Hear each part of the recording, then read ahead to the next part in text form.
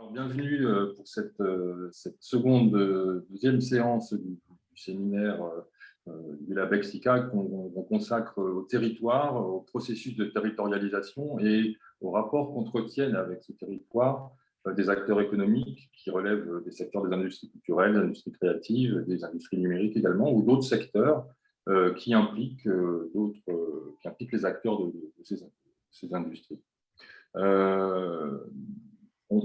Je propose de présenter très rapidement le LabEx, notamment pour Monsieur Le Riche, même si on s'est déjà un petit peu échangé à ce sujet. Donc, le LabEx ICA, Industrie culturelle et création artistique, a été créé en 2011. C'est un laboratoire interdisciplinaire qui regroupe d'autres laboratoires qui travaillent dans d'autres disciplines, dans des disciplines différentes comme la sociologie, l'économie, le droit, les sciences de l'information et de la communication, le design, l'éducation également. Je pense qu'on en fait le tour. L'objet général du LabEx, c'est d'observer, d'étudier des pratiques, des politiques et puis des marchés qui sont liés à la culture et à la création artistique. Et puis, il y a bien sûr des axes de recherche, mais ça, je vous renvoie sur le site pour des détails, on en parlera tout à l'heure. Mais il y a 2 programmes structurants en cours autour des plateformes et puis des modèles économiques et politiques liés aux politiques culturelles, notamment l'exception française, les termes de politique culturelle. Juste pour rappel, on a eu une première séance la semaine dernière où on considérait le territoire comme un espace de conflit, un espace d'expression de rapport de force pour sa domination, pour son aménagement. C'est Philippe Subra qui nous a présenté notamment les principes d'une géopolitique locale à partir de laquelle il a notamment étudié 2 terrains, 2 cas qui relèvent sous diverses formes des industries culturelles et créatives. Le projet abandonné depuis de parc commercial, culturel et de loisirs Europa City sur le triangle de Gonesse, et puis la mobilisation d'acteurs, d'un réseau d'acteurs culturels qui est lié au Festival des Vieilles Charrues dans le Finistère, qui s'est mobilisé pour le maintien d'une maternité et qui donc a pesé de son poids sur un projet d'aménagement local. Alors aujourd'hui, nous avons le plaisir d'accueillir Frédéric Le Riche, avec qui nous allons prendre un petit peu de distance par rapport à cette première séance, avec l'échelle strictement locale, à 2 titres. D'une part, Frédéric Le Riche va nous emmener outre-Atlantique, à San Francisco, pour nous décrire comment s'y est développée une industrie du cinéma. Et puis, d'autre part, il va souligner comment, outre les spécificités locales de ce territoire, le développement de cette industrie s'est aussi fait dans un double processus de compétition et de coopération avec un autre territoire voisin, même s'il y a quand même plusieurs centaines de kilomètres, je pense, qui est Hollywood, qui est bien entendu son industrie du cinéma, à Los Angeles. Je n'en dis pas beaucoup plus sur cette présentation que M. Le Riche nous détaillera. Bienvenue donc, dans ce séminaire, M. Le Riche. Pour vous présenter rapidement, bien sûr, vous compléterez ou corrigerez, préciserez si besoin. Vous êtes professeur en géographie et en aménagement à l'Université de Versailles, Saint-Quentin-en-Yvelines. Vous dirigez l'IMEP de Saclay, de Paris-Saclay, qui est le laboratoire interdisciplinaire mutation des espaces économiques et politiques à Paris-Saclay. Et vous vous intéressez aux différentes échelles spatiales et aux liens entre des dynamiques économiques à ces différentes échelles et puis des logiques de territoire et de territorialisation. Vous avez notamment, vous avez publié, je crois que c'était en 2016, si ma mémoire est bonne, chez Armand Collin, un ouvrage qui s'appelle « Les États-Unis, géographie d'une grande puissance ». Vous collaborez aussi avec d'autres chercheurs. Je crois que vous avez pas mal travaillé aussi avec Alan John Scott sur la géographie culturelle et l'économie culturelle urbaine des villes. Vos terrains d'études, on l'a vu, bien entendu, les États-Unis, mais vous avez également observé d'autres terrains en France ou en Afrique, desquels on pourra peut-être parler après votre intervention. Et donc, aujourd'hui, pour terminer, vous nous présenterez donc le rôle d'atouts locaux qui sont spécifiques à San Francisco dans la configuration du processus selon lequel s'est développée une économie du cinéma notamment sous la forme de clusters dans les activités de tournage, mais également dans les activités de production, de diffusion de produits multimédia. Alors, j'espère avoir à peu près bien présenté à la fois votre parcours et vos travaux. Je vous propose de vous laisser la parole. Peut-être on se fixe une petite vingtaine de minutes et puis suite à ça, on pourra échanger tous ensemble sur cette base. Ça vous va? D'accord, très bien. Merci. Bon, je vous remercie. Tout le monde m'entend bien, je suppose? Oui, très bien. Alors, j'ai préparé un PowerPoint que je vais utiliser, mais avant de le mettre à l'écran, il faut bien qu'il y ait le partage d'écran. Je voulais remercier Bruno Lefebvre, justement, de m'avoir contacté pour m'inviter à ce séminaire. Je l'ai vu apparaître à l'écran tout à l'heure, Johanna Chollet aussi, qui est la coordinatrice du LABEX, qui fait, je le sais, un travail immense et dont on ne parle pas souvent, et je veux lui rendre hommage ici, et bien évidemment Bertrand Legendre, qui lui aussi fait un travail énorme pour coordonner l'ensemble de cette machinerie. Alors, je remercie Bruno d'avoir proposé, je vais mettre le PowerPoint si vous voulez, il est normalement, voilà, on est bon, c'est bon pour tout le monde? Oui, ok. Voilà, alors du coup, voilà, je vais juste déplacer une petite fenêtre de mon côté. Voilà, alors le titre proposé par Bruno était le paradigme créatif sociétal. Quelle création de valeur et quelle valeur de la création? Je vous propose de réfléchir à ça à partir d'un objet, une espèce de prétexte finalement, une illustration de cette thématique à partir effectivement de l'industrie du cinéma à San Francisco. Et je vous propose de réfléchir à ça en mettant en évidence que l'industrie du cinéma à San Francisco est en quelque sorte à l'articulation de l'industrie créative d'un côté et de l'industrie de haute technologie de l'autre. Je m'appuie pour cette communication sur un papier qui est sorti l'an dernier, qui a été publié dans une revue qui s'intitule Locus et qui va faire l'objet d'une autre publication chez un éditeur qui s'appelle Springer, qui devrait sortir dans quelques mois. Alors, le problème posé au départ, la question théorique de départ, elle est finalement pour un géographe assez importante. C'est comment est-ce qu'un petit centre de production, ou relativement petit centre de production, en l'occurrence San Francisco, peut-il survivre face à un grand centre de production, en l'occurrence Hollywood? Donc ça, c'est une question qui pour un géographe est extrêmement importante, cette rivalité. Pour la plupart des gens, effectivement, qui regardent de ça d'un petit peu loin, le cinéma américain, c'est le cinéma d'Hollywood.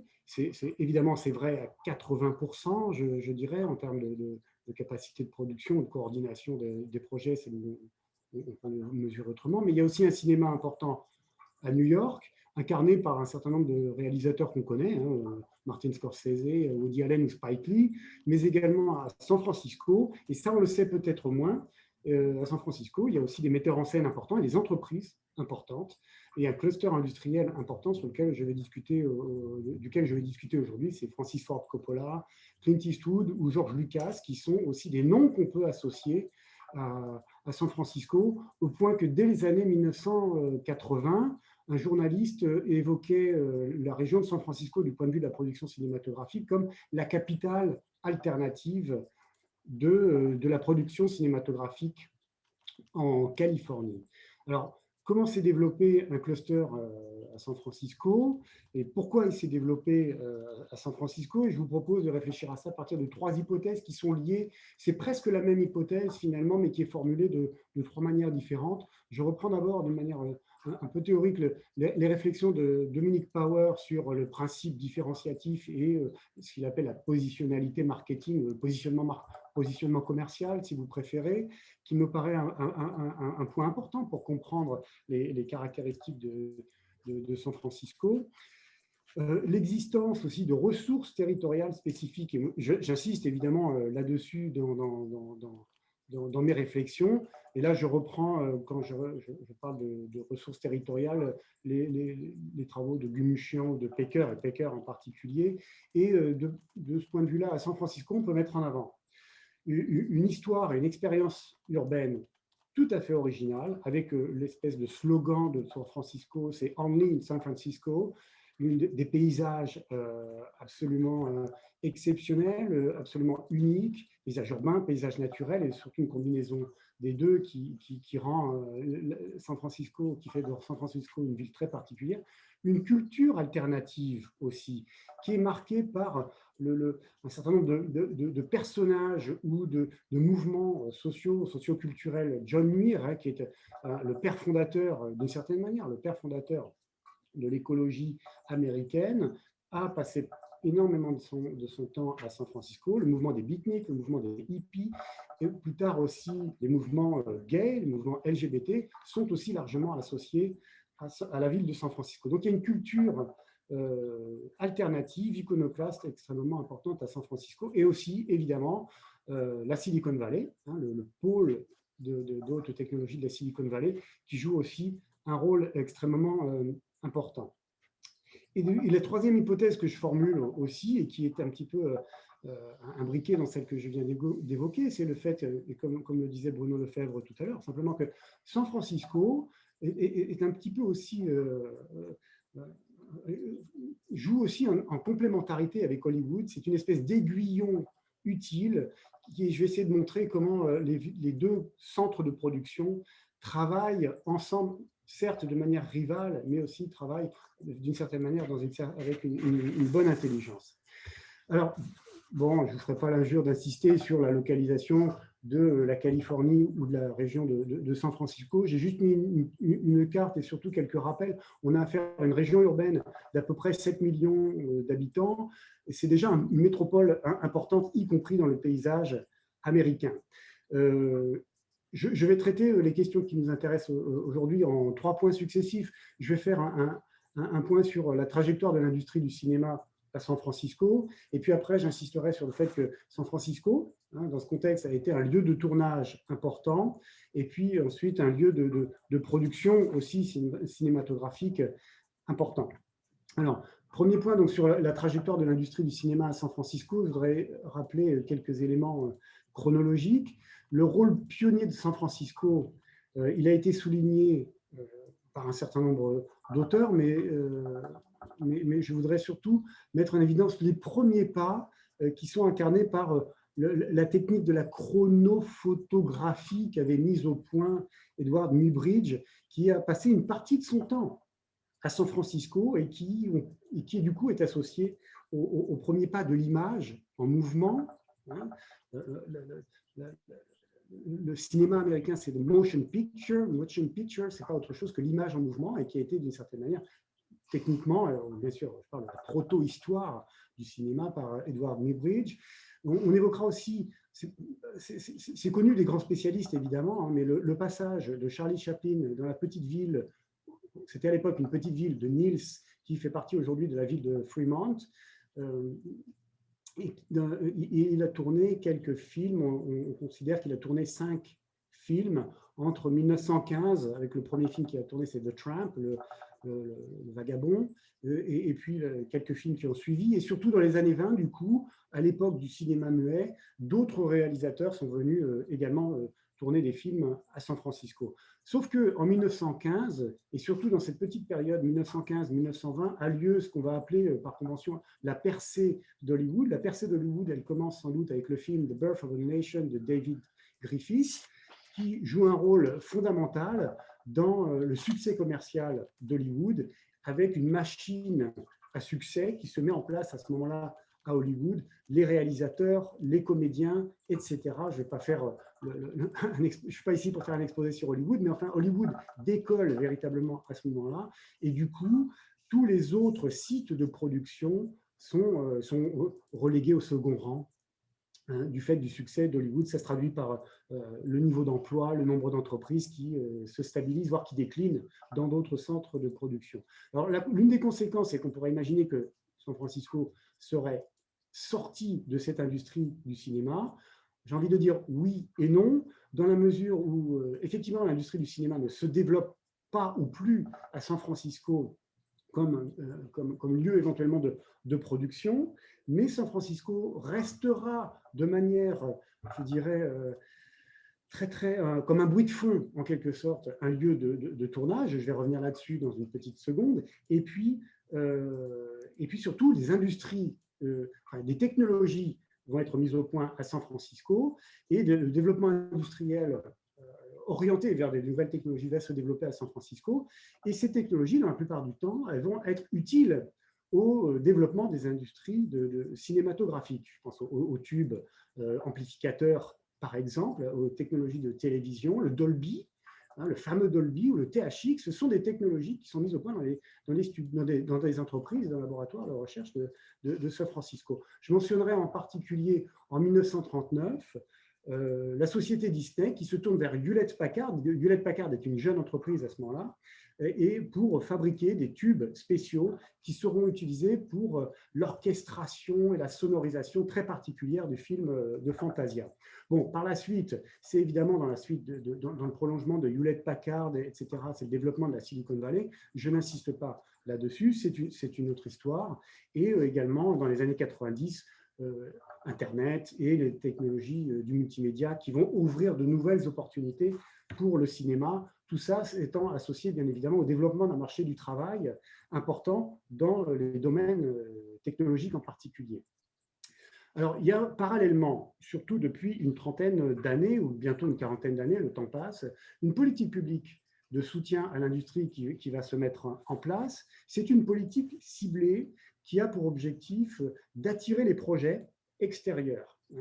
La ville de San Francisco va créer la San Francisco Film Commission qui a pour objectif de vendre la ville de San Francisco pour les projets extérieurs. L'idée étant, si possible, de détourner ce qu'on appelle runaway productions et si possible les faire filmer à San Francisco plutôt qu'à Toronto, Vancouver ou dans un autre pays éventuellement. Et puis également, un autre objectif, c'est de soutenir le cluster industriel régional, les producteurs locaux, et il y en a qui ont commencé à émerger. L'idée, c'est de les soutenir également. Donc ça passe par des incitations fiscales, et là on joue plutôt sur l'avantage comparatif, et ça passe aussi sur la promotion des ressources territoriales spécifiques, les paysages, l'histoire particulière de San Francisco. Et là, on jouera plutôt sur l'avantage compétitif.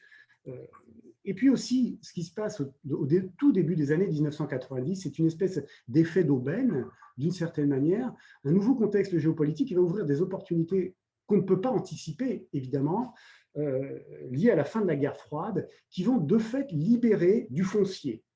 Alors, si je peux utiliser, voilà, est-ce que vous voyez la petite flèche qui se déplace?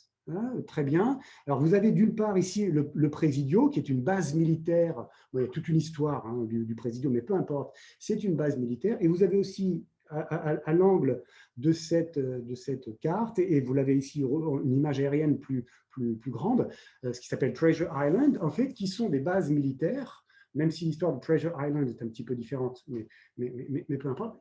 Et ces territoires vont être, enfin, ces espaces fonciers vont être cédés pour dire un dollar symbolique à la ville de San Francisco, qui va du coup transformer ces espaces pour en faire y développer de nouveaux projets. Et en particulier, le Presidio va attirer l'entreprise Lucasfilm, qui va y localiser un certain nombre de ses fonctions, et ça va avoir un impact sur lequel je reviendrai tout à l'heure en termes de redistribution de l'emploi. Alors, deuxième point, donc un lieu de tournage. Ça me paraît un point aussi qui du coup peut être illustré à partir de ce que j'ai évoqué tout à l'heure. Un lieu de tournage est de plus en plus un lieu de tournage du cinéma muet au film d'animation. Cette tendance à ce que San Francisco soit un lieu de tournage de plus en plus attractif ne se dément pas. Alors, je ne reviens pas sur Charlie Chaplin, qui a tourné quelques films dans les années 1915, 1920 et d'autres films qui ont été tournés par la suite. Mais l'attractivité de San Francisco, elle ne se dément pas dans les années 30, 40 et 50 encore, d'où la petite phrase que j'ai mise, extraite du site de la San Francisco Film Commission. Et San Francisco va attirer des metteurs en scène tels que Alfred Hitchcock, Clint Eastwood, etc. et en particulier Francis Ford Coppola, qui y restera. Du coup, à partir de la fin des années 60, début des années 70, on change un petit peu de registre et il commence à y avoir une activité de production locale et San Francisco devient lieu de tournage par des producteurs locaux, des sociétés locales fondées par Coppola ou Lucas au début des années 1970. Si on fait un bilan quantitatif, il y a au total, sur la période de 1923 2016, 287 films et séries de télévision, comme les fameuses rues de San Francisco, une série policière des années 70, dont on se rappelle peut-être tous ici. Il y a beaucoup de cheveux blancs dans la salle, donc on se rappelle sans doute de cette fameuse série Les rues de San Francisco. Sauf qu'il y a un petit biais statistique, des biais statistiques sur lesquels je vais passer rapidement, mais les films de l'ère du cinéma muet ne sont pas pris en considération statistiquement dans ces données statistiques qui sont issues de la San Francisco Film Commission, enfin du site de la San Francisco Film Commission. Il y a un film que je ne m'explique pas pourquoi, qui s'appelle Barbary Coast, qui a été tourné en 1935, et c'est l'histoire de San Francisco, donc, qui a été tourné pour partie à San Francisco, qui ne figure pas dans les statistiques de la San Francisco Film Commission. Et puis, en fin de parcours, plus récemment, les films d'animation, et en particulier les films de Pixar, ne sont pas pris en compte statistiquement dans les données que j'ai mises en graphique là aujourd'hui. Alors, vous ferez bien attention de ne pas vous laisser abuser par le dernier bâton de ce diagramme, puisque la période couverte ici, c'est 2010-2016. Donc, on est sur le même principe, sur le même régime de production d'environ 60 films sur la décennie, quoi qu'il en soit. Donc, ce qui m'intéresse surtout, c'est de voir que vous me direz, c'est le reflet de l'augmentation générale de la production cinématographique, mais c'est aussi le reflet d'un développement endogène, d'un cluster industriel. Alors, ce qui m'intéresse aussi de mettre en évidence, c'est le lien, les particularités de San Francisco et le lien entre les ressources territoriales que j'ai évoquées tout à l'heure dans mon introduction, la culture spécifique de San Francisco, les paysages, etc., et l'esthétique des films, et du coup, la position commerciale particulière des films de San Francisco.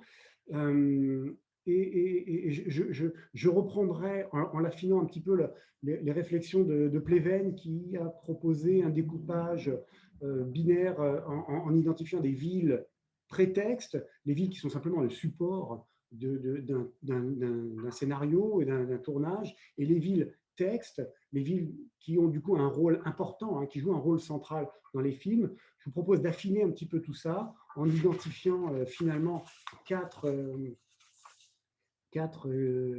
catégories. Les films, des films, on va dire, oui, universels, des films dans lesquels finalement les spécificités de San Francisco sont tout à fait marginales, et les films en question pourraient être tournés ailleurs qu'à San Francisco. Donc il n'y a pas de spécificité, il n'y a pas de valeur ajoutée particulière à tourner à San Francisco. Deuxième rapport, ce que j'appelle la toile de fond, quand les paysages, le contexte culturel de San Francisco peut rajouter un peu de valeur ajoutée.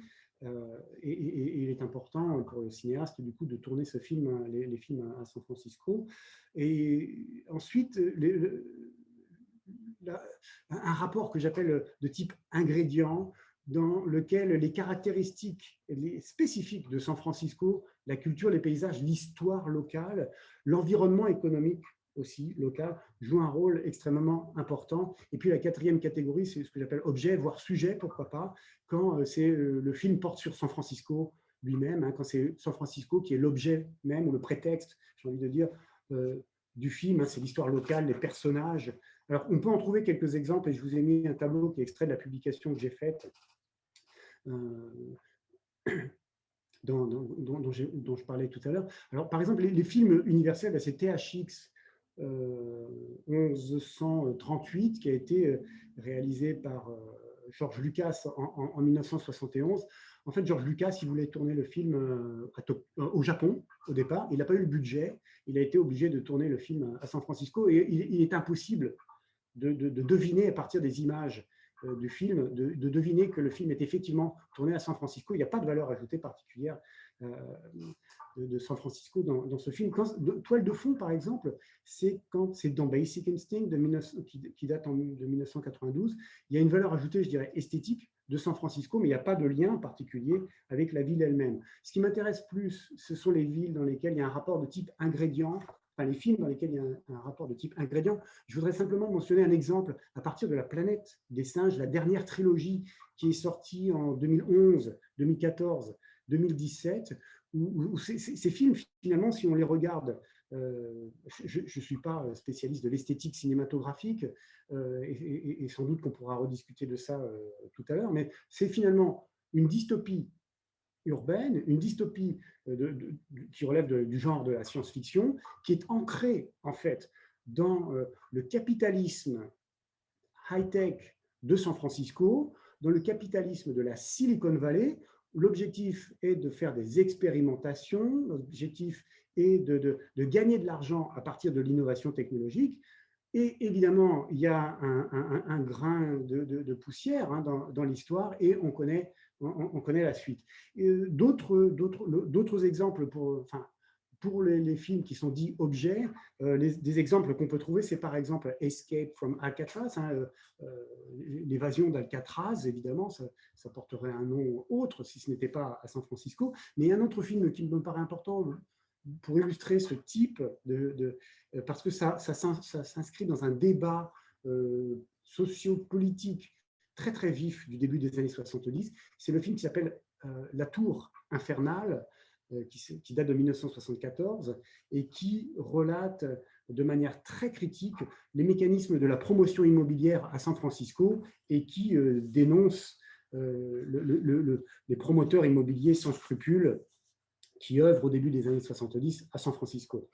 Il y a aussi un débat qui est relayé dans le milieu universitaire à cette époque-là. Alors, San Francisco est aussi un lieu de production. Ça me paraît un point aussi important de cet exposé. Peut-être pour commencer, il faudrait évoquer concrètement l'existence des 3 voire 4 firmes motrices qui sont au cœur des clusters et au cœur du système productif local. C'est American Zoetrope, qui a été fondé par Coppola et Lucas en 1969 et qui est installé à San Francisco et qui a été fondé d'une certaine manière en rupture, en opposition ou d'une certaine manière en fuyant Hollywood à la fin des années 70. Et très très vite, George Lucas prend son envol, il crée sa propre société Lucasfilm en 1971. Il s'installe dans le comté de Marin, à proximité de San Francisco, et il va relocaliser une partie de son activité en 2005. Je vais revenir là-dessus en l'illustrant avec des données chiffrées dans une petite seconde. La troisième firme qui m'intéresse, c'est Pixar. On l'oublie peut-être, mais Pixar est en fait installé dans la région de San Francisco. Elle est le fruit d'une discussion entre George Lucas et Steve Jobs, et la société émerge en 1986. Elle est installée dans le comté de Alameda, dans la petite ville de Emeryville. En fait, Emeryville, c'est une zone franche qui ne dit pas son nom.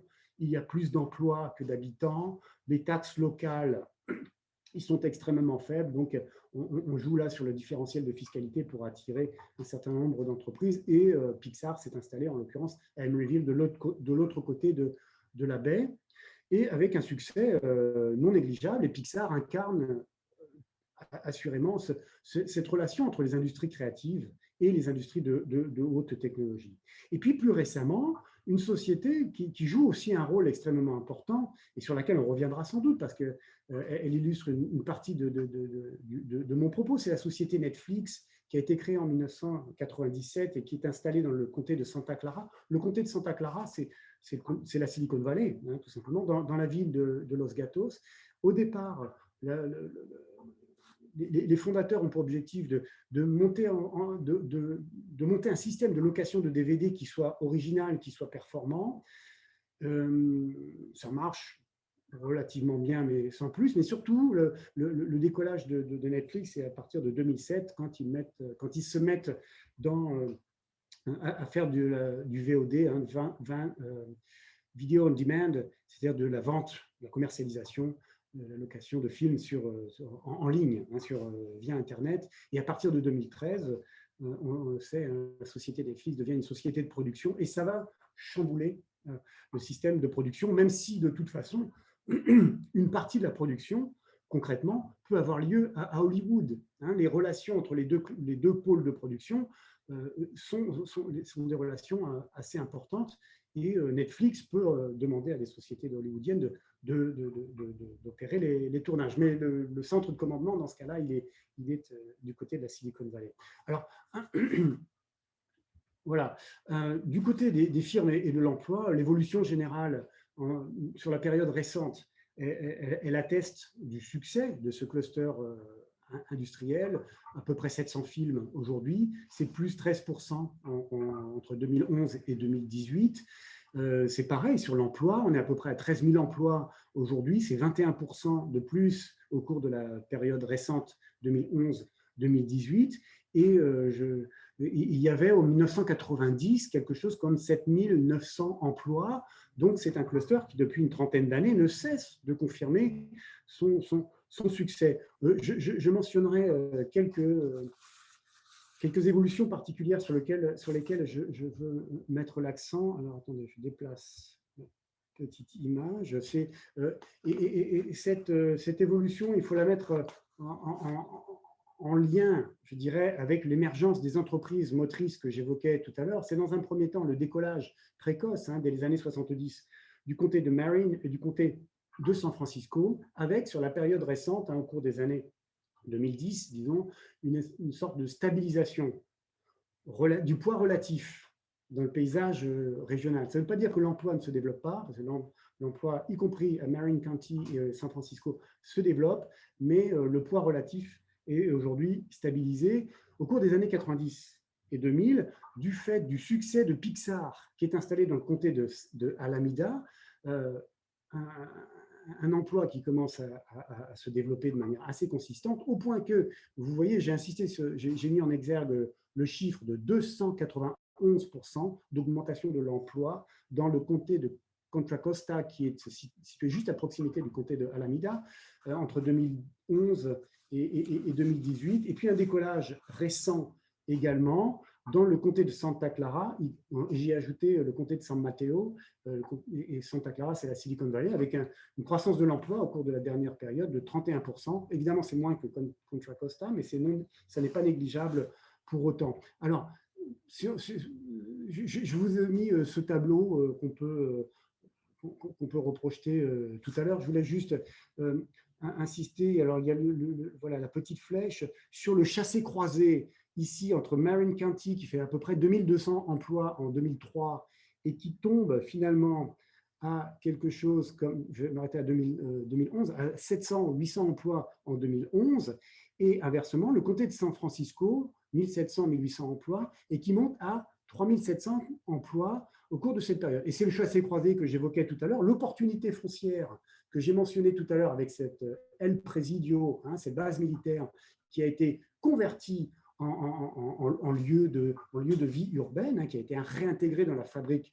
urbaine et qui est devenu un lieu attractif pour du logement, etc., mais y compris pour des entreprises, dont l'entreprise Lucas, d'où ce chassé-croisé. Bon, j'ai rappelé aussi sur cette diapo, j'en ai profité pour rappeler le chiffre de l'emploi dans le cluster de Hollywood, qui est de l'ordre de 120 000 emplois. On est dans un rapport de 1 à 10. Il faut avoir cet ordre de grandeur aussi à l'esprit. Alors, j'en arrive doucement à la fin de mon exposé pour voilà, vous donner une carte. Enfin, je voulais vous projeter cette carte parce que j'ai donné quelques éléments géographiques sans forcément mettre une carte en même temps. Donc, voilà, vous avez la carte, vous avez les 3 clusters que je mentionne. San Francisco et Marin que j'associe parce qu'ils fonctionnent ensemble à partir de ce noyau dur que sont American Zoetrope et Lucasfilm. Vous avez ensuite ici Pixar, qui a permis le développement de Alameda County et surtout très récemment de Contra Costa County. Et puis, j'ai associé également ici, à partir de la société Netflix, Santa Clara. Voilà. Pour également vous donner un ordre de grandeur, vous verrez les chiffres d'emploi. Globalement, c'est un tiers de l'emploi dans ce premier pôle, ici, un tiers de l'emploi dans ce second pôle, et puis à peu près 20-25% pour ce dernier pôle. Mais c'est un pôle qui se développe depuis quelques temps. Bon, pour finir mon propos, je suis géographe, donc je crois que vous avez, avec mon collègue M. Subra, la semaine dernière, évidemment, vu à quel point, je crois, la géographie joue un rôle important, le fait géographique joue un rôle important, l'influence de l'espace, finalement, ça me paraît un point important. Alors, évidemment, est-ce qu'on peut, sur la base des derniers événements, d'événements récents, comme le rachat de Pixar ou le rachat de Lucasfilm par les studios Disney il y a quelques années de ça, on peut évidemment mettre en évidence un retour en force d'Hollywood, mais c'est surtout, je dirais, la proximité entre les deux clusters qui est mise en évidence à partir de ce rachat. Il n'empêche que moi, ma thèse, c'est qu'il y a une complémentarité des intérêts bien compris entre les deux pôles de production, et je ne vais pas jusqu'à... je voulais évoquer l'hypothèse de Lewis qui, en termes de complémentarité, va peut-être très loin, et il va jusqu'à développer l'idée que le film, le parrain, The Godfather, a sauvé Hollywood. Bon, je crois qu'effectivement, The Godfather a joué un rôle important dans l'histoire cinématographique et dans le rebond, la capacité de rebond d'Hollywood. Est-ce que s'il n'y avait pas eu The Godfather, Hollywood aurait disparu? Pour ma part, ça me paraît peut-être un petit peu exagéré, mais on peut voilà, mon objectif n'est pas forcément de discuter de l'hypothèse de Lewis. Mais ce que je veux essayer de dire simplement, c'est qu'il y a une complémentarité entre les deux pôles qui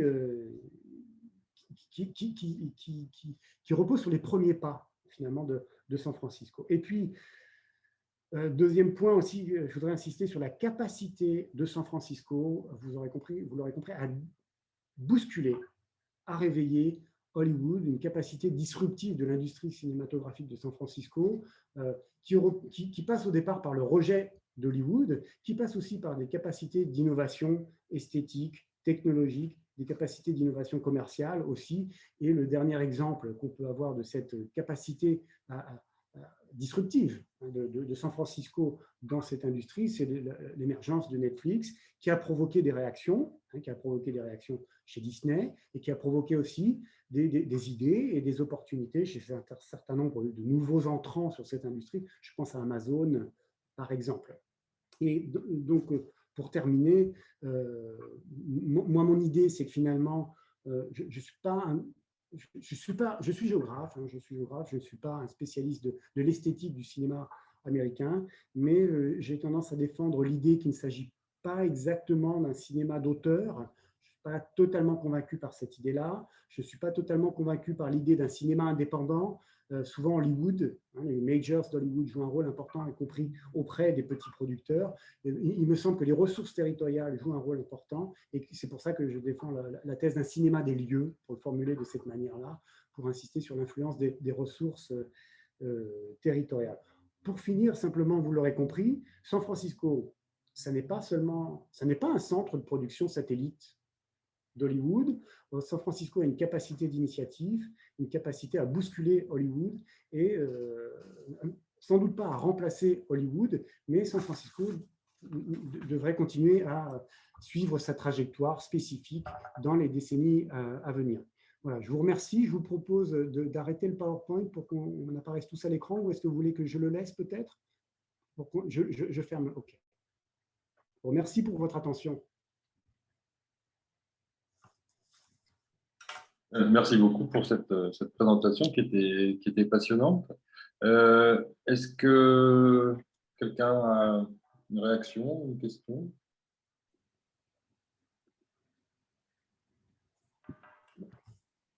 Oui, Pierre Maglin. Merci beaucoup pour cette présentation, effectivement très, très intéressante et très stimulante. Il y a plusieurs éléments qui ont retenu mon attention et je voudrais peut-être en mentionner un en me donnant peut-être la possibilité de réintervenir dans le cours des échanges ultérieurement. C'est une question que je vous adresse et en même temps peut-être, je ne sais pas, une suggestion que vous pourriez nous donner, un conseil que vous pourriez nous donner. En vous écoutant et en écoutant la manière dont vous avez caractérisé les relations entre Hollywood et San Francisco, je pensais à ce que nous-mêmes, de notre côté, nous appelons le duopole entre d'un côté, disons, le centre, l'oligopole, disons, fortement concentré d'un point de vue capitalistique, et de l'autre côté, la frange qui, elle, va avec plus d'innovation, plus de risques, en prenant plus de risques parce qu'elle a moins à perdre, va stimuler en quelque sorte le centre. Et ma question, c'est de savoir si vous pensez qu'on pourrait représenter en quelque sorte les relations entre Hollywood et San Francisco sur ce modèle-là, c'est-à-dire un peu une relation, comme vous l'avez dit, de complémentarité, d'interdépendance. Et la question serait de savoir qu'est-ce que la frange, en l'occurrence, qu'est-ce que San Francisco retire d'Hollywood, parce qu'on voit bien ce que Hollywood retire de San Francisco. Alors par rapport à cela, par rapport à cette question, je me demandais si vous iriez jusqu'à considérer que San Francisco finalement apporte à Hollywood deux éléments que Hollywood n'avait pas, en tout cas n'avait pas au départ, et qui étaient d'une part l'informatique, avec le traitement et la synthèse des images, Lucasfilm, etc. Et d'autre part, plus récemment, le web et Internet, avec ce que vous avez dit sur Netflix, etc. Autrement dit, est-ce que cette relation entre l'oligopole et la frange, ou entre le centre et une périphérie créative, prendrait la forme, en quelque sorte, de la contribution qu'Hollywood donnerait, que San Francisco apporterait à Hollywood sur ces deux registres qui sont d'une part l'utilisation de l'informatique pour le traitement des images et d'autre part l'utilisation d'Internet pour la diffusion des images. Oui, merci pour cette question. C'est une question à laquelle je n'ai pas de réponse ferme et définitive. Je sais qu'il y a un débat. Je vais répondre de cette manière-là. J'ai la chance de connaître en géographie en Californie Richard Walker d'un côté, qui est en géographie dans la région de San Francisco, quelqu'un qui est une référence, et Alan Scott du côté de Los Angeles, qui travaille lui aussi, vous le connaissez, sur l'industrie du cinéma. Alors, quand je discute avec l'un ou avec l'autre, je n'ai pas tout à fait le même son de cloche.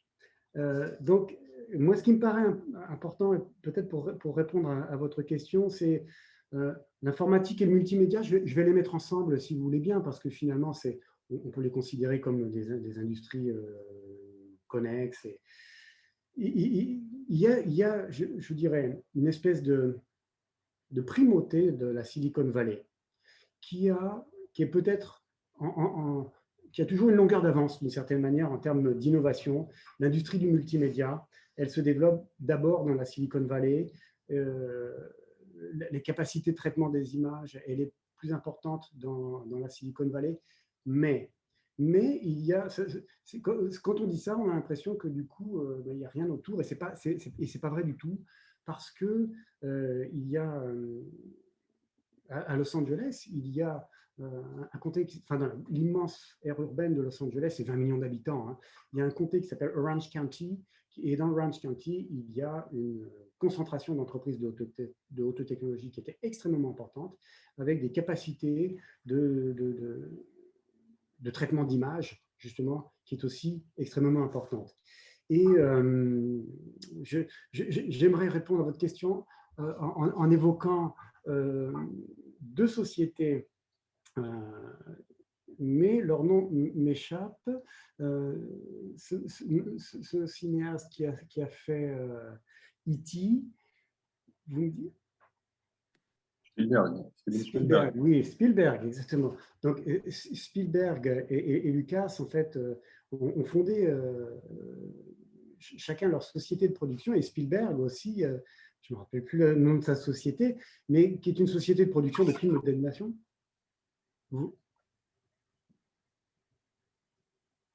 C'est pas DreamWorks.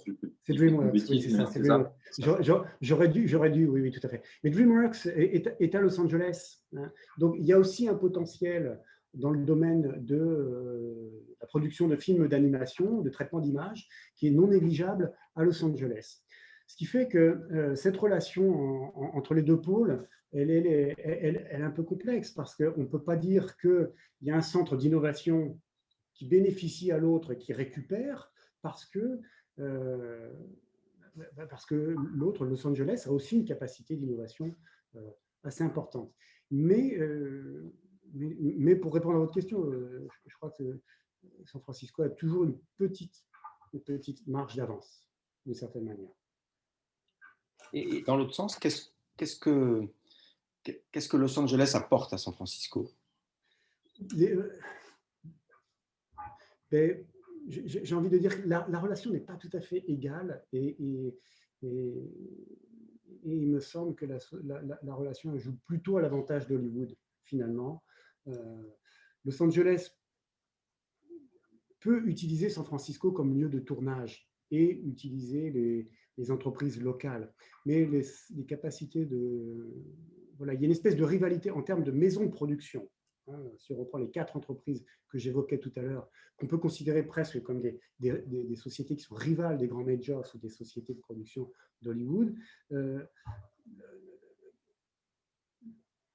Hollywood va utiliser San Francisco avec ses ressources territoriales pour y tourner un certain nombre de films, et également le potentiel technologique. Mais la relation, elle n'est pas égale, elle joue surtout à l'avantage d'Hollywood, bien sûr, puisque le centre de production, le centre d'impulsion, il est à Hollywood, hein. La conception des projets, généralement, elle est à Hollywood, et la capacité de San Francisco, de ce point de vue-là, de capacité à faire des films qui soient autonomes, finalement, elle est tellement moindre. Très bien, merci beaucoup. Ouais, après, d'autres questions, mais d'un autre ordre. Bien. Merci. Oui, quelqu'un d'autre veut intervenir, peut-être? Fabrice, oui. Oui. Je vois un doigt qui se lève. Ok.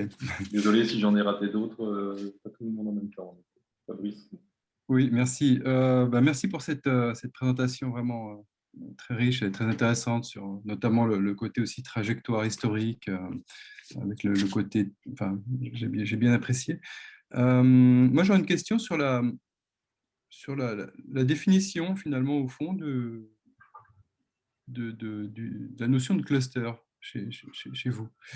Parce que, et je pense qu'elle est essentielle par rapport à votre résultat, ou l'hypothèse en tout cas que vous faites à la fin, sur la complémentarité entre les deux grands pôles de production audiovisuelle cinématographique que sont Hollywood et San Francisco. La question que je me pose, c'est, au fond, on a là, vous citez 4 grosses entreprises à San Francisco, hein, de Pixar à Netflix. Et au fond, moi, la question que je me pose, c'est quelle est cette définition quelle est la nature du phénomène de clusterisation, au fond? Est-ce que c'est un effet d'aubaine, c'est-à-dire historique, parce qu'il y a des terrains militaires qui se libèrent du foncier, comme on a pu voir à Paris, dans le nord de Paris, par exemple, avec la Cité du cinéma, avec Luc Besson, qui a bénéficié d'une vieille centrale désaffectée, etc. Donc, on a un effet d'aubaine du foncier, finalement, qui n'est pas excessif, et ces entreprises s'installent là pour des raisons voilà, financières, etc. Ou est-ce que ça va plus loin? C'est-à-dire, est-ce qu'il y a vraiment un cluster local, au sens où est-ce que vous avez des données, par exemple, sur la manière dont ces grosses entreprises travaillent avec un tissu local, un tissu créatif local, hein, on pourrait penser par vos analyses de Patrick Poindé sur les relations entre un upper ground qui serait constitué par vos 4 grosses sociétés et puis un un tissu de créateurs, de sociétés de production indépendantes? Est-ce qu'il y a des liens? Et on peut s'interroger, hein, parce que Netflix, par exemple, a une envergure mondiale. Et finalement, on se demande un peu quel est l'ancrage, hein, de cette entreprise au niveau de San Francisco. Voilà, ou alors est-ce que ces sociétés, justement, sont là pour des effets d'aubaine et finalement coopèrent là, enfin, et établissent des liens de production, de distribution avec Hollywood? Dans ce cas-là, il y a une complémentarité, on comprend bien, mais ce n'est pas du tout la même forme de complémentarité. Est-ce qu'il y a donc, et ma deuxième question, elle est un peu le corollaire de la première sur la forme du processus de clusterisation, c'est quelle est finalement cette forme de complémentarité? Est-ce que c'est une coexistence parce que San Francisco, et vous le dites à la fin, il y aurait une forme d'esthétique, une différenciation de San Francisco au niveau des productions par rapport à Hollywood? Donc on trouve comme Bollywood a pu se différencier ou d'autres centres de production peuvent se différencier, ou est-ce que finalement il y a une complémentarité au sens de ce que rappelait Pierre Meuglin, c'est aussi ce qui intéresse les économistes de la culture, c'est l'oligopole avec franche concurrentielle, c'est-à-dire une forme de sous-traitance quelque part de San Francisco vis-à-vis d'Hollywood. Voilà. Donc, je ne sais pas si je suis très clair, mais c'est un peu mes deux questions, quoi. C'est au fond, quelle est la forme du cluster? Est-ce que c'est vraiment un cluster ancré localement ou est-ce que c'est un cluster, au fond, juste qui est là par effet d'aubaine? Oui. Bon, je vais confesser une frustration pour commencer. C'est le fait que je n'ai jamais eu le temps et l'opportunité de faire un travail qui me semble indispensable, à faire un travail in situ d'analyse des relations du cluster.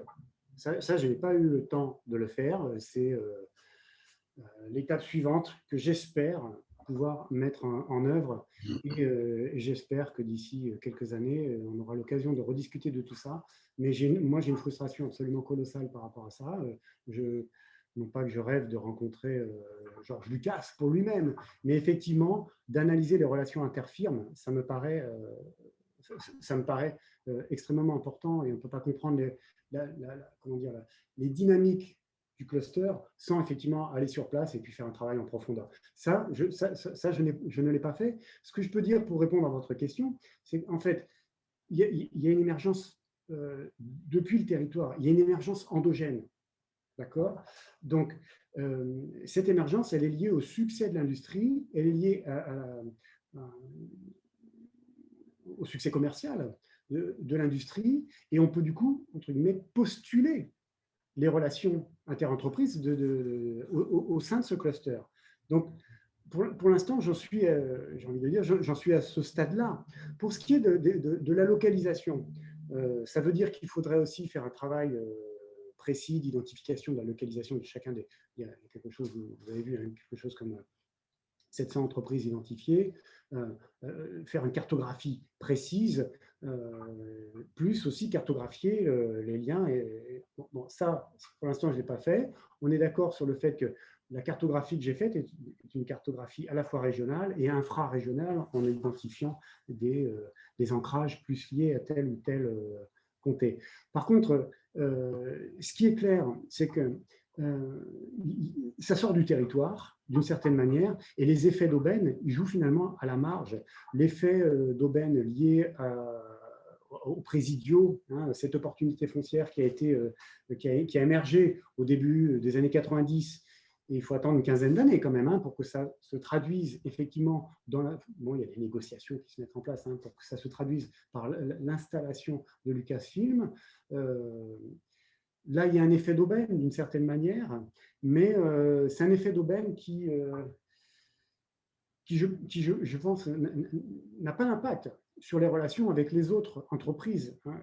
Qu'est-ce qui s'est passé en fait? Lucasfilm, au début des années 70, c'est une petite société.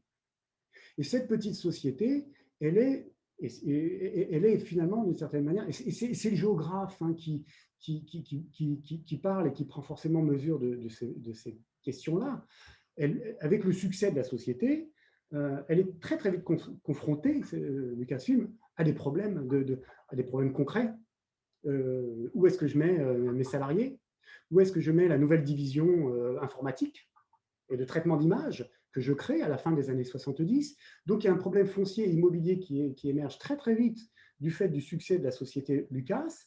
Le foncier coûte cher et en fait, pendant une bonne vingtaine d'années, la société Lucas s'est développée en espèce de pointillé dans le paysage urbain de la région de San Francisco au gré des opportunités foncières et immobilières, je devrais dire plutôt. Ce qui fait qu'au bout d'un certain temps, la société s'est trouvée éclatée dans l'espace géographique du fait de… ce n'est pas une installation qui viendrait de l'extérieur où on dit on va installer 3000 salariés à tel endroit, une décision qui serait prise depuis Hollywood ou depuis n'importe où dans le monde, où on déciderait d'installer 3000 salariés quelque part. Ce sont quelque chose comme 3000 salariés qui, comment dire, qui sont des salariés de Lucasfilm qui sont dans différents endroits de la région de San Francisco, et du fait de cette opportunité, cet effet d'aubaine, pour reprendre les termes qui sont tout à fait appropriés que vous employez, qui en 2005 permettent de recentrer dans un même espace une multitude de services, de divisions, de branches et de salariés, et ce qui fait qu'on va pouvoir à nouveau travailler aussi de manière plus efficace. C'est-à-dire que les effets de proximité qui étaient rendus difficiles du fait de cet éclatement géographique, même si on voit bien aujourd'hui qu'avec Zoom, etc., on a trouvé des solutions techniques pour pallier les difficultés liées à la distance, même si ce n'est pas ça totalement satisfaisant, on est d'accord. Voilà, et du coup, les quelques milliers de salariés de Lucas ont été recentrés dans un bâtiment qui a été construit exprès. Il y a des bâtiments qui ont été reconvertis de la base militaire qui existait et des bâtiments qui ont été construits spécifiquement à cette occasion. Donc voilà, sur la question du cluster et des effets d'aubaine, voilà comment on peut illustrer un petit peu cette question-là. Et puis aussi la question de la sous-traitance, et est-ce que ça rejoint un petit peu la question à laquelle je n'ai pas répondu de manière peut-être tout à fait précise de Pierre Mauglin tout à l'heure, sur la question de la relation entre les deux pôles et complémentarité, sous-traitance, etc. Il y a effectivement un qui est plus puissant, l'un des pôles qui est plus puissant que l'autre, mais la relation de donneur d'ordre à exécutant, ce n'est pas exactement comme ça qu'on peut caractériser les relations entre les deux pôles. Et par exemple, là, sur la base des informations que j'ai pu collecter, qui peuvent évoluer, on est d'accord, mais les relations entre Disney et Pixar, par exemple, sont des relations qui restent des relations avec une certaine distance. C'est-à-dire qu'il y a une absorption capitalistique de Pixar par Disney, mais il n'y a pas d'absorption esthétique et stratégique, visiblement, et en tout cas pour l'instant. En ce sens que Pixar reste, pour l'instant, relativement souverain dans ses projets et en capacité de décider de sa stratégie de développement. Donc la relation de complémentarité, elle existe. Sous-traitance, ce n'est pas tout à fait ça non plus. Oui, tout à fait. Oui. Mais c'est une relation tout à fait originale. Et quand on en discute, quand on discute avec Richard Walker ou Alan Scott, on est tous les trois embêtés pour savoir, bon, on a un cas d'école d'une certaine manière qui bouscule un petit peu les schémas théoriques, je crois, qui sont les nôtres jusqu'à présent. Ce n'est pas un centre de production satellite, et ce n'est pas un centre de production tout à fait indépendant non plus. Juste la présence de Netflix, elle interroge quand même par rapport à justement la sous-traitance, évacue la question de la sous-traitance. J'allais dire, c'est peut-être Hollywood qui va devenir tout à fait. avoir une relation peut-être opposée. Parce que, voilà. Oui.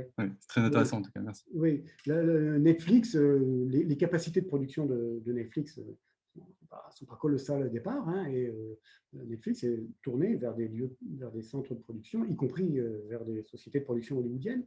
Donc la relation de sous-traitance, d'une certaine manière, elle marche aussi dans ce sens-là.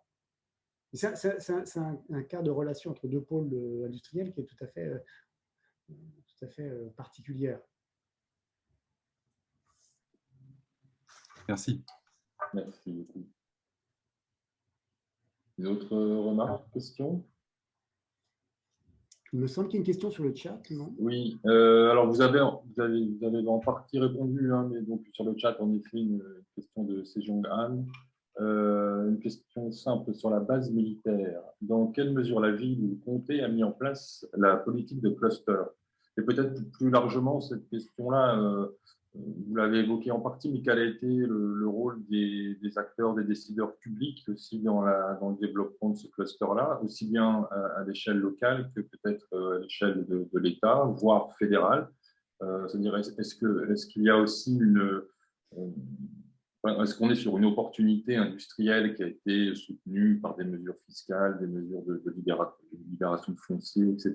Ou est-ce qu'il y a également une vraie dynamique institutionnelle ou politique qui a enclenché ou soutenu, voire renforcé cette dynamique-là? Oui. Je crois qu'il faudrait aussi, pour répondre de manière très précise à cette question, il faudrait là aussi faire un travail in situ en interviewant concrètement les acteurs les acteurs publics qui ont pris les décisions à ce moment-là. Encore une fois, j'avoue mon immense frustration de ne pas avoir eu la possibilité de faire ce travail pour l'instant. J'ai envie de faire un saut de côté par rapport à la question qui est posée et sur la question du cluster. Je crois, nous comme Français, je crois que nous sommes un petit peu inconsciemment, finalement, d'une certaine manière, un petit peu parasités par la question des pôles de compétitivité ou de ce type de levier, je dirais, politique, d'accompagnement du développement, du redéveloppement industriel. Je crois qu'aux États-Unis, on ne raisonne pas du tout de cette manière-là. L'hypothèse qui est la mienne, c'est que pour le Presidio, par exemple, ou même Treasure Island, l'objectif fondamental, c'est de faire du développement foncier. Donc, ça n'empêche pas qu'il peut y avoir un débat avec une entreprise, en l'occurrence une entreprise comme Lucas, mais l'objectif n'est pas forcément de faire du développement de l'industrie cinématographique. L'objectif, il est de faire du développement foncier. Il y a une opportunité foncière qui s'ouvre avec El Presidio ou avec Treasure Island. L'objectif, c'est de reconvertir ces sites avec de l'industrie, du commerce, du résidentiel également. Mais on n'est pas dans une logique de cluster décidée par le monde politique et qui va plaquer du coup une politique en espérant que ça portera ses fruits. Et l'accompagnement des acteurs industriels, elle se fait de manière, je dirais, plus empirique, même si les objectifs sont de toute façon que ça marche, de gagner de l'argent en étant très prosaïque. Je pense que ce que je veux dire, ce qui me paraît important quand même, et je pense que c'est l'intérêt d'une réflexion sur le cas américain, ce qui me paraît important de souligner, c'est cette nécessité, quand on réfléchit au contexte français, de prendre conscience qu'on est toujours un petit peu pollué par la question du politique. Et y compris dans le domaine de nos recherches, nous qui faisons des recherches en sciences humaines et sociales, on est souvent, on a un biais assez spontanément, une orientation assez spontanée en direction de la question du politique, mais aux États-Unis, ça reste quelque chose d'assez secondaire. Et les collègues qui travaillent sur des questions de géographie économique ne prennent en compte de manière très, très marginale la question politique. Alors après, si vous permettez, je garde la parole une seconde supplémentaire parce que il me semble que ça a des retombées qu'on peut évoquer en termes institutionnels. Et quand je dis en termes institutionnels, ça ne veut pas dire forcément en termes de politique publique et ça ne veut pas dire forcément du côté des pouvoirs publics. D'un point de vue institutionnel, je ne l'ai pas évoqué dans mon propos tout à l'heure, mais a été créé il y a une quinzaine d'années environ une école qui est une école privée, qui s'appelle l'école du School of Digital Filmmaking, hein, une école de production de cinéma, une école qui vise à former des personnes qui vont être capables de travailler dans l'industrie du film d'animation. Donc ça a des effets, hein, des effets induits et des effets positifs. Hein. Quand on évoque les 700 firmes, c'est le cluster industriel lui-même, mais autour de ce cluster industriel, il y a un certain nombre d'acteurs institutionnels, et les acteurs institutionnels, ce ne sont pas forcément les acteurs politiques, hein, ce sont d'autres types d'acteurs, comme les écoles de formation, par exemple, ou d'autres initiatives. D'autres initiatives qu'on peut souligner, c'est la multitude des festivals de cinéma dans la région urbaine de San Francisco. Et il y a et toutes ces informations, elles sont mises à disposition sur le site de la San Francisco Film Commission. Il y a une quarantaine de festivals de films qui sont organisés chaque année dans la région de San Francisco, et avec des thématiques différentes. Et il y a une culture, hein, de la promotion du cinéma qui est assez importante. Donc, je crois qu'il faut aussi introduire ces espèces de troisième type d'acteurs, d'institutions qui ne sont ni publiques ni privées, qui sont parfois le fruit d'initiatives publiques, parfois d'initiatives privées, parfois le fruit d'initiatives d'organisations non gouvernementales, des associations. Mais ça me paraît important d'essayer de se départir d'une certaine manière de cette idée que le politique guide tout. En tout cas, aux États-Unis, c'est toujours un petit peu plus complexe que ça.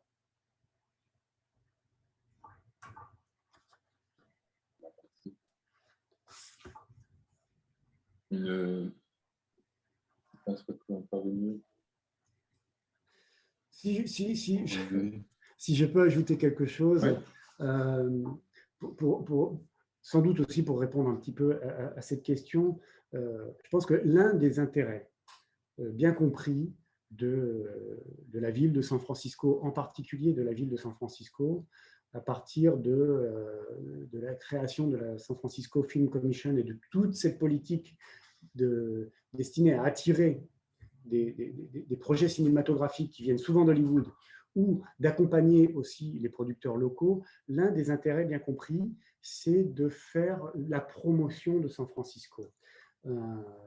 Il y a au cours des dernières années un certain nombre de films qui sont des films dits objets ou sujets, hein, de cette quatrième catégorie que j'évoquais tout à l'heure, où on va raconter spécifiquement l'histoire de San Francisco. Je pense au film Harvey Milk, par exemple. Donc, voilà, ce sont des films et toute la production cinématographique de San Francisco, enfin, où les films sont tournés à San Francisco, on va faire en fait, le mot est un petit peu brutal sans doute, mais on va faire de la publicité pour San Francisco. Et l'une des conséquences importantes, et ça les pouvoirs publics locaux l'ont bien compris, c'est cette communication, cette communication de la ville de San Francisco, même si parfois c'est de manière un peu critique, hein, la planète des singes dont j'ai parlé tout à l'heure, ça donne quand même une image de la région urbaine de San Francisco qui est assez dégradée, je dirais. Mais par contre, ça contribue au rayonnement de la ville de San Francisco, et l'un des impacts importants, c'est l'attractivité touristique de la ville de San Francisco, en particulier de la ville de San Francisco, plus que de la région urbaine. Peu de touristes vont visiter Fremont ou Los Gatos, par exemple, bien évidemment. Et il faut savoir que la première source de devises de la ville de San Francisco, hein, si vous regardez un port-export, hein, en termes d'économie régionale, c'est le tourisme. La première industrie locale à San Francisco, dans la ville de San Francisco, si vous voulez, je peux projeter à nouveau la carte, hein, la ville de San Francisco, c'est un post-it, hein, tout petit, hein, dans la région urbaine de San Francisco, mais c'est un lieu extrêmement attractif pour les touristes, et ce sont des milliards et des milliards de dollars, hein, qui chaque année sont drainés dans la ville de San Francisco grâce à ça. Donc les pouvoirs publics ont cet intérêt-là. Plus on parle de San Francisco, plus il y a des films qui sont diffusés à travers le monde, hein, par Netflix ou autre, où on parle de San Francisco, mieux c'est, tout simplement. Très bien, alors peut-être dans le même ordre d'idée, que ça rejoindra davantage aussi vos questions de géographe, mais dans quelle mesure le développement d'un cluster ou en tout cas d'un pôle industriel pour du cinéma a modifié aussi la ville physiquement, spatialement, en termes d'organisation peut-être, de population, tant quantitativement que qualitativement? Est-ce qu'on a peut-être une nouvelle forme de population qui est représentée à San Francisco, justement parce qu'il y a du travail aussi dans ces entreprises, etc. Et au niveau des équipements aussi, dans quelle mesure ce cluster de cinéma a accompagné, renforcé ou emprunt vraiment la ville physiquement en termes de population? Et puis peut-être aussi, vous l'avez évoqué un petit peu, mais au-delà du cinéma, est-ce que San Francisco, c'est aussi une ville de musique? Il y a d'autres secteurs culturels, des industries culturelles qui font partie aussi de l'histoire de San Francisco. Et est-ce que ces secteurs-là bénéficient finalement de ce développement d'une image d'une ville qui serait peut-être de plus en plus créative, de plus en plus innovante, etc. Ou est-ce qu'on est sur des phénomènes moins visibles d'activité économique sectorisé? Là aussi, il faudrait faire un travail in situ plus précis pour que je puisse vous donner des éléments concrets, très précis. Ce qui est clair, c'est que les quelques grandes sociétés ou les sociétés de deuxième ou troisième niveau qu'il peut y avoir dans ce cluster, elles ont un impact sur l'aménagement de zones industrielles. Par exemple, j'évoquais Emeryville, hein, la ville dans laquelle est installé Pixar. C'est en fait c'est une immense zone industrielle, hein, dans laquelle est installé par exemple Ikea. Et voilà, les transformations urbaines, elles sont liées à des mécanismes assez classiques finalement du développement d'une industrie qui a besoin pour se développer de foncier, hein, d'équipements, d'infrastructures.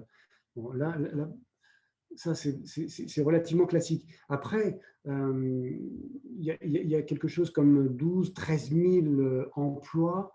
Bon, clairement, il faudrait faire éventuellement un travail précis d'analyse des stratégies résidentielles, par exemple, de ces salariés. On a beaucoup parlé dans un registre un petit peu différent des fameux Google People. Et là, quand on parle de la société Google, je ne parle pas des sociétés de l'industrie cinématographique. Il y a eu des travaux qui ont été conduits sur les stratégies résidentielles de beaucoup de salariés de Google qui ont fait le choix entre guillemets, de la gentrification pour aller s'installer à San Francisco. On ne peut pas exclure effectivement que les classes supérieures de ces industries cinématographiques font des choix identiques, mais pour ça, il faudrait faire un travail précis, et je pense qu'il pourrait y avoir une thèse en elle-même, hein, là-dessus. Mais ça peut être San Francisco, ça peut être ailleurs, hein, y compris le comté de Marin, le fameux ranch de Lucas et dans le comté de Marin, hein, et ce sont des espaces extrêmement attractifs pour une partie de la population. Les liens avec d'autres secteurs, là aussi, il faudrait faire une étude des relations avec l'industrie musicale, par exemple, avec l'industrie de la diffusion radiophonique, etc. Ça, c'est un travail que je n'ai pas eu l'opportunité de faire, mais bon, que j'espère pouvoir mener dans les années à venir. On a encore un petit peu de temps, si vous le souhaitez, pour peut-être une dernière question. Pierre, oui. Oui, un commentaire et une question, mais je suis désolé pour la question, elle est un petit peu secondaire par rapport à votre propos. Mais le commentaire touche aux questions de politique. Je suis d'accord avec vous qu'il y a certainement un biais, en particulier des études françaises, plus d'ailleurs que francophones, des études françaises concernant le poids politique. Cela dit, ce n'est pas parce qu'on ne parle pas de politique que les facteurs politiques n'existent pas.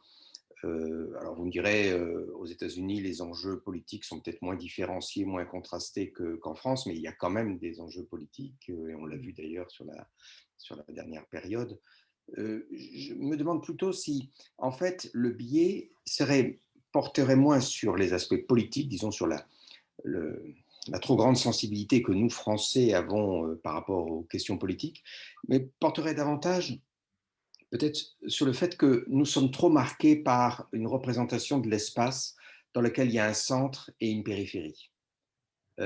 Finalement, Paris et le désert, enfin, c'est-à-dire peut-être que nous sommes trop influencés, et en cela je vous rejoins, moins peut-être par des questions politiques elles-mêmes, par des orientations politiques, que par le fait que notre univers mental est structuré par cette représentation duelle, d'un côté d'un grand centre, d'une capitale d'où les ordres partent et par où tout passe, et puis de l'autre côté, la banlieue, la périphérie et les régions. C'est peut-être ça qui nous empêche de penser la complexité des rapports entre San Francisco et Los Angeles. Enfin, je ne sais pas ce que vous en pensez. Ça, c'était un commentaire. Mais alors, ma question était très, très différente. Lorsqu'au début, vous avez parlé de Muybridge et puis de l'ancienneté, en quelque sorte, une archéologie de l'audiovisuel ou de la photographie, est-ce que pour vous, comme système explicatif, c'est en fait, vous voyez une filiation en quelque sorte entre, disons, l'invention de la photographie, de la chronophotographie au 19e siècle, puis ensuite tous les développements ultérieurs? Autrement dit, est-ce que vous verriez une sorte de détermination historique? Ou bien est-ce que vous ne pensez pas que dans le discours de ces villes, San Francisco et d'autres d'ailleurs, il y a plutôt du storytelling, c'est-à-dire une réinvention d'un passé? Parce que finalement, Muybridge n'a peut-être pas joué un grand rôle pour la constitution de Lucasfilm, mais certaines villes ont intérêt en quelque sorte à se réapproprier un patrimoine historique, à le valoriser, alors même que ce n'est pas forcément une incidence très grande sur les développements économiques locaux. On dit, quelle place attribuez-vous à cette antériorité historique? Est-ce que vous en faites un facteur explicatif ou est-ce que vous en feriez simplement une sorte d'argument dans la mise en scène de la ville par elle-même? Oui, merci pour cette remarque et l'idée du storytelling. Je pense que sans doute, effectivement, qu'il y a une espèce de survalorisation d'un certain nombre d'éléments historiques qui permettent de justifier a posteriori des initiatives ou de faire du marketing urbain.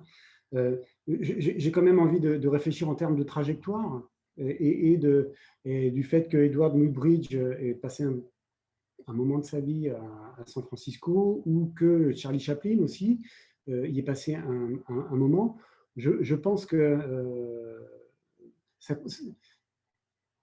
sans tomber dans le déterminisme, hein, évidemment, mais je pense que ça explique pour partie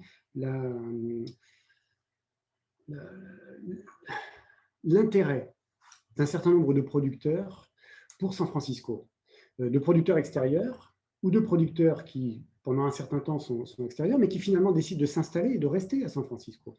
Coppola et Lucas ont décidé de rester à San Francisco, et pas forcément parce qu'on leur avait expliqué que Muybridge ou Chaplin avaient été là, mais je pense que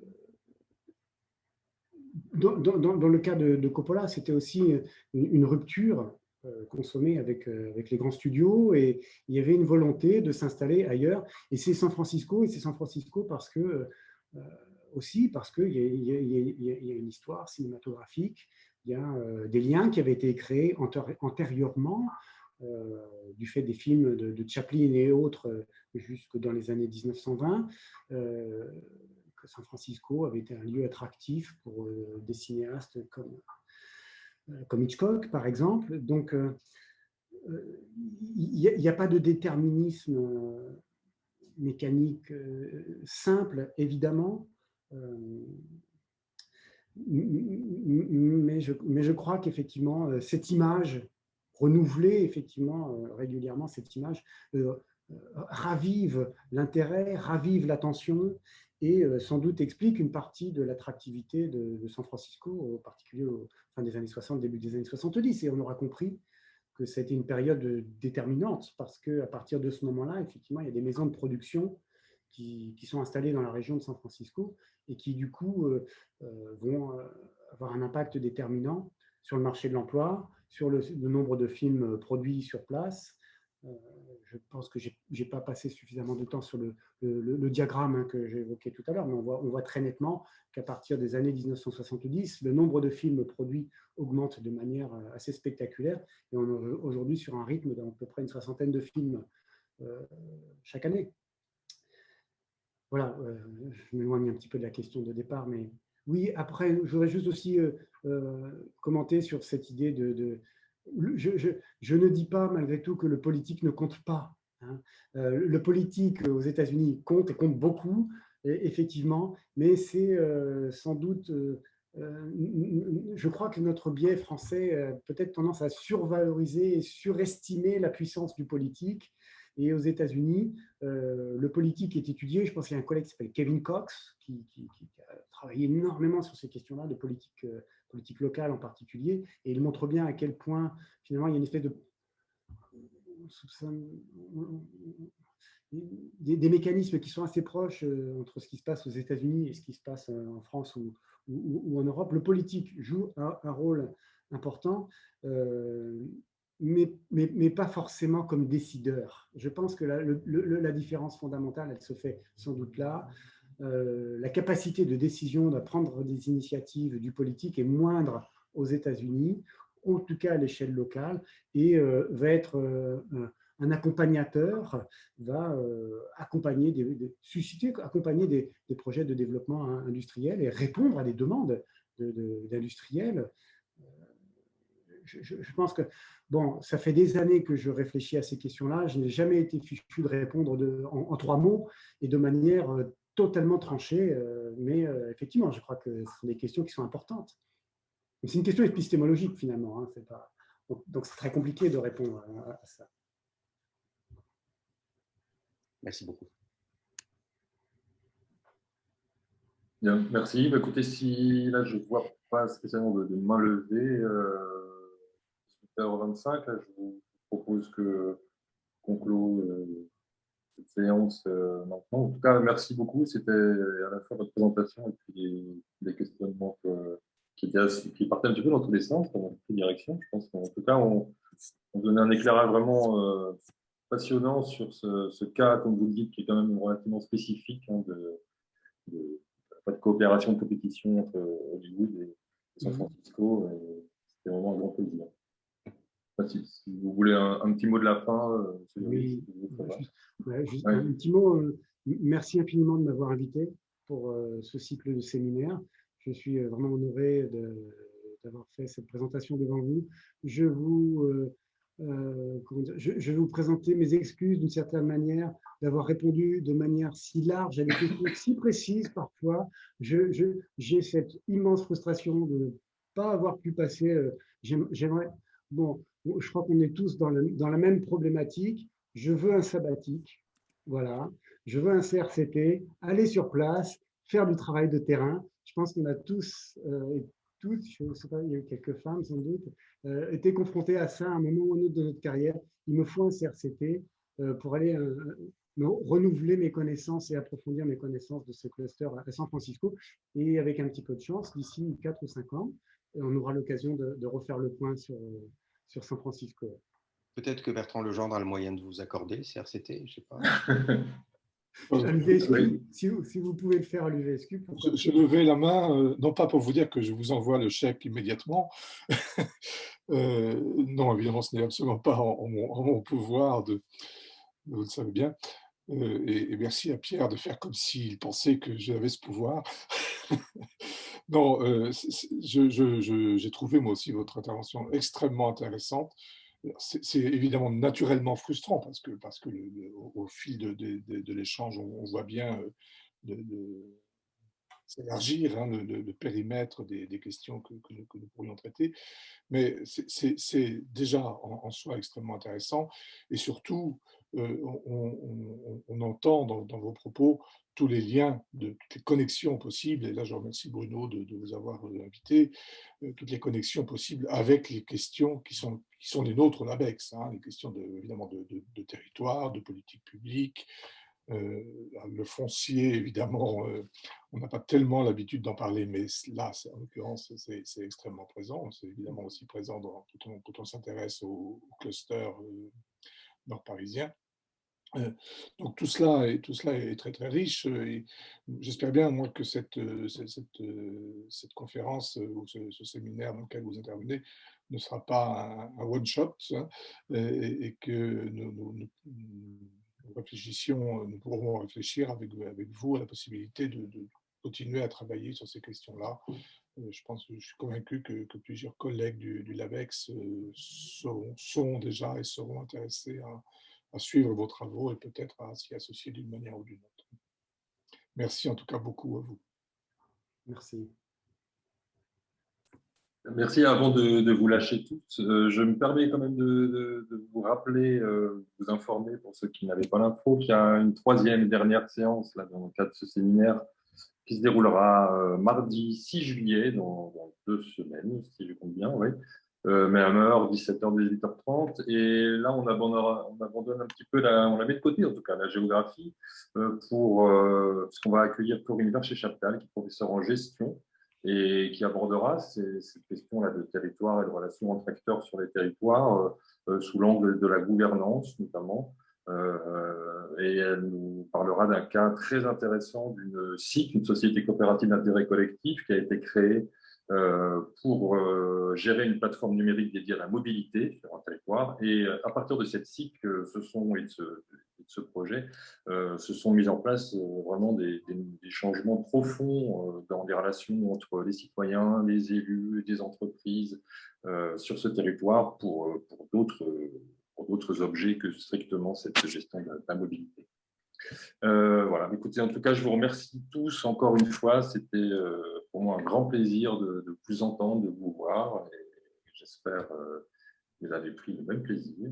Et je vous souhaite une bonne soirée. Merci. Voilà. Au revoir. Au revoir. Au revoir à tous. Merci beaucoup, monsieur Léry.